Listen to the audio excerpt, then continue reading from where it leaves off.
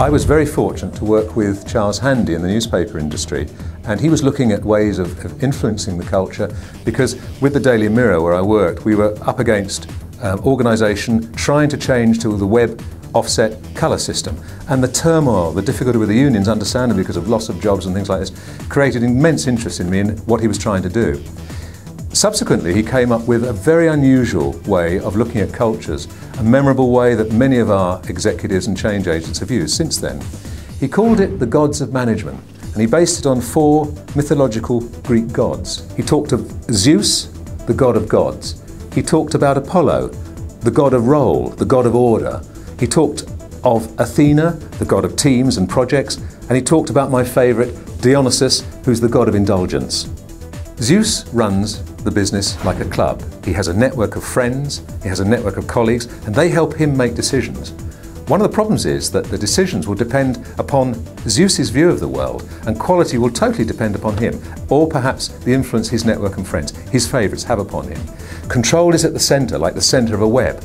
Now, decisions are quick. You can get quick decisions from Zeus, but the problem is, are they the right decisions? You will see this kind of thing in large financial institutions and consulting practices, where a single man will have immense influence on the organisation. After Zeus, Handy brought some sanity to the organisation. He talked about Apollo, the god of order, and this was represented by an image of the Parthenon.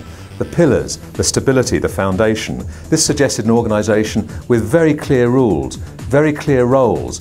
Control is at the top, but it's passed down through the organisation. It's a strong bureaucracy and is represented in many cases by insurance companies and banks and other public organisations.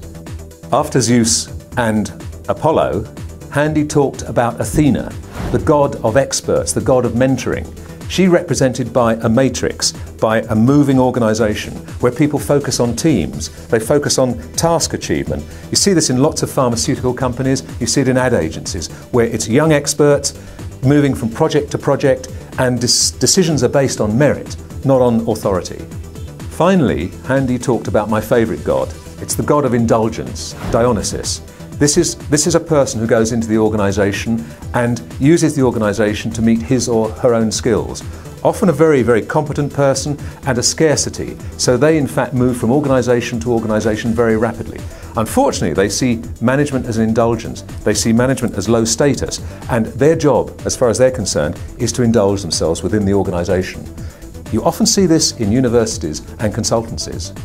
And so you have the 4 gods of management. As change agents, to ignore them, you do so at your peril. One great example of respect for the gods of management and the need for a change in culture was Bill Gates, who moved from being Zeus, moved into a role culture, and at the same time employed Dionysus experts to come up with new products, new ideas and ways of changing the business. A nice balance in the gods of management.